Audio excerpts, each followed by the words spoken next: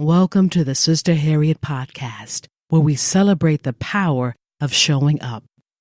I'm your host, Angela Denise Davis.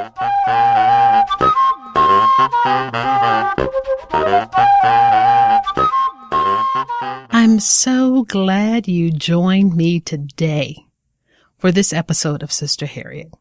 I thought I'd stop first and tell you a little bit about the format and how sometimes you may hear sermons and other times you may hear ramblings. And then other times like today, you hear a rumination on a word. A word because language has the capacity for clarity. And it is when we are clear that we get an understanding about how to go forward. When I was a kid, my auntie would always tell us, baby, whatever you do, get an understanding. When something happened or things didn't go the right way, she'll say, baby, did you get an understanding?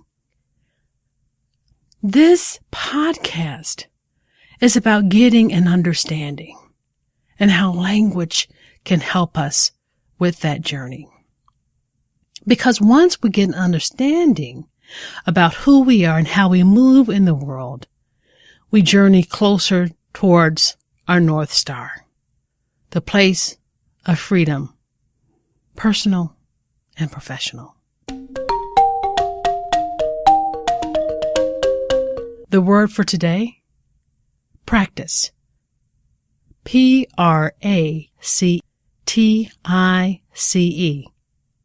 Practice. I have a canceled check on my desk. Many people don't even know what a canceled check is since most of us don't write checks anymore. But it's the check you would get back from the bank after your check had been cashed. It's a check written almost 40 years ago by my mother.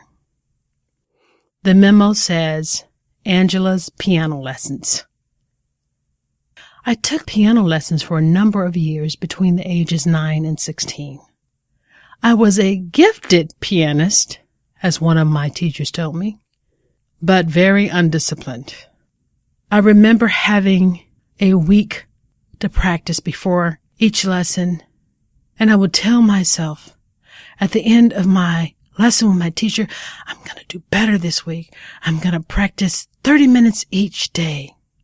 When it came time for the next lesson, I would dash to the piano 30 minutes before the lesson, try to cram into as much as I could for that week's work in 30 minutes. I go to my lesson and my piano teacher would know all too well what had happened. A gifted piano student, but one who was undisciplined.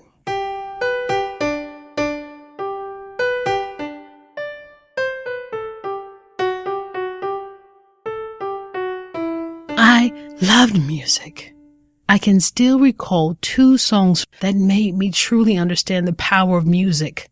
It was Sarah Vaughan singing Key Largo and Ricky Ford playing on his saxophone, My Romance. I loved music. I loved the piano. I was a gifted student, but quite undisciplined. When I was 12, I had a sizable cassette tape collection. Everything from Sarah Vaughan to, believe it or not, Jimmy Swaggart's greatest hits. I loved all types of music. And around that same time, I came into some information about how people decided which music was sacred and which music was secular, which was blues, devil's music, and which was God's music. I heard the televangelist Fred Price one day talk about how he used to love jazz as a young man, and he had all of this wonderful John Coltrane music and all of these other artists, and the Spirit told him not to listen to that music anymore, so he got rid of his jazz collection.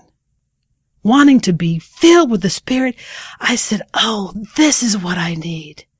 I need to get rid of my secular music. So I took my bag of cassettes with my sister trailing behind yelling, no, please give me the Jennifer Holliday. Don't destroy Jennifer Holliday. I took my mother's cast iron skillet. I went into the backyard and I crushed all of my music.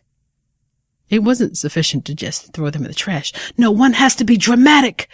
I crushed the cassettes with my mother's cast iron skillet so hard that I cracked her skillet. I stopped taking piano lessons a little bit later after that. I stopped taking music lessons, but I never stopped loving the piano. Every time I would come into a room where there was a piano, I would just touch it, feel the keys, trace around the curve of its body. Over the years, I began to discover all of the songs I learned as a kid were beginning to fade from my memory. It scared me because I loved music and I loved playing music. 15 years ago, I had a profound loss of vision. I still played around with a keyboard, and every time I saw a piano, I would still touch it. But it was very apparent that I had lost a lot of what I learned as a child. And at the time, I had no way of using assistive technology to help me read music, so it seemed like a lost cause. By the time I went to college, I began the process of collecting music again. This time, CDs, not cassettes. And I had amassed a varied collection by the time of my vision loss. Music was such a healing force during the early parts of learning how to move around as a blind person.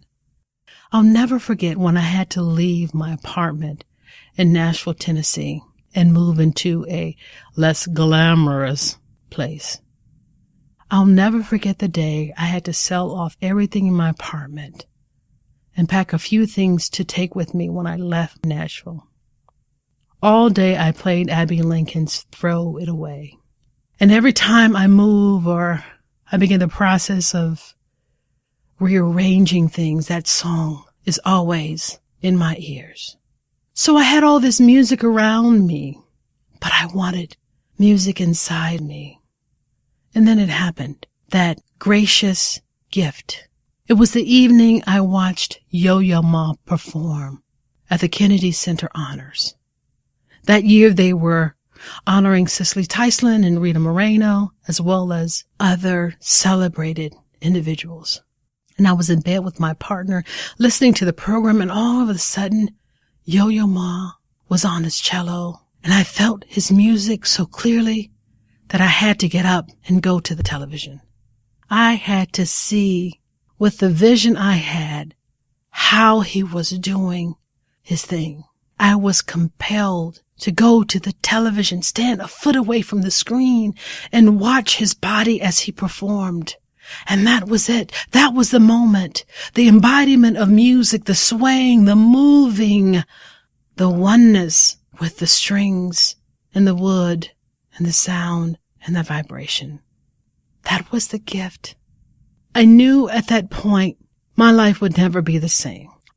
As I watched him playing his cello, I had a flashback of a young Angela sitting on a piano bench in a dark living room, playing a song, something she made up, some chords, some notes, and her body giving over to the sound. Then my mother coming into the room, turning on the lights, and it vanished. I can't recall whether or not I was embarrassed by her seeing me being possessed by the spirit of music or being shocked by the light. But I remember that night making a decision to never be so vulnerable again with music, never allowing myself to be taken possession of in that way. But here I saw it in Yo-Yo Ma, that same possession, and it was beautiful. Over the next couple of weeks, I went on a search to find out what was the easiest instrument to learn to play.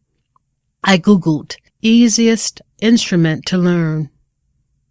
The word that popped back so frequently was the ukulele. I kind of laughed at that because who plays a ukulele? What is a ukulele? This 4-string toy, this tiny Tim instrument. They say the ukulele is easy to learn, but hard to master. And as I saw Herb Oda and Samantha Muir, Lil Rev, Del Rey, and a host of other ukulele players, it became clear to me that a ukulele was in my future. I had no idea that one of the most popular places to buy ukulele, Uke Republic, was just 20 miles away from me. And I went to the store and there were so many options and choices, and I picked this beautiful, glossy, cedar top tenor. It was beautiful and it was electric. I could plug it into an amp and it was electrified and acoustic and all those wonderful things. And I put my money on the table and I took it home and I just looked at it. It was one of the most beautiful instruments I'd ever seen. But I wanted something to carry with me to work every day, something that if I lost it, I wouldn't cry. So I went back to the store and I got this small soprano, the same size that Tiny Tim played. And I would take it to work with me, and every lunchtime I would pull it out and I'd play it, and I discovered something. This little soprano that cost a quarter of what my glorious tenor cost me was becoming my favorite instrument. The size felt perfect. The tension on the strings was perfect, and I could carry it around with me. The ukulele, yes, who would have thought? The ukulele. And I thought of how I played the piano as a kid and all the time that I was gifted but undisciplined. And here in my hands was something that I could play again, and I could practice, and I could make music. I could create songs. And it was a gift I never knew I needed. The ukulele changed my life. I started getting books and I started looking at other ukuleles, and in the ukulele world, there's something called the ukulele acquisition syndrome, UAS. It's where you buy one ukulele and then another and another and another. And before you know it, you have 30 ukuleles. Well, I don't have 30 ukuleles, but I understand how that could happen. I stopped after buying a number of ukuleles when I discovered it wasn't about how shiny, how glossy, how pretty it was, but it was about my being committed to the practice of playing. I began looking for books that would help me play. I turned to the work of Samantha Muir, who was an incredible arranger, composer, player, instructor, all things above.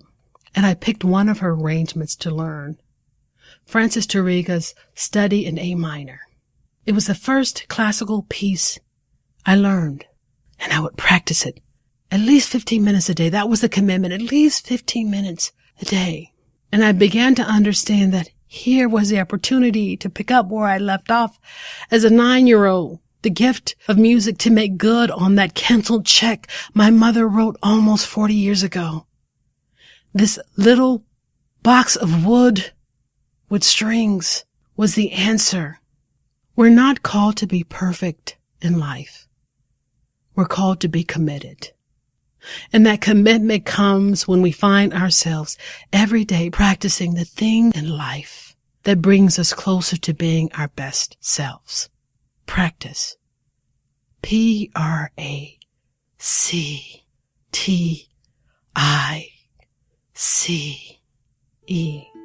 Practice.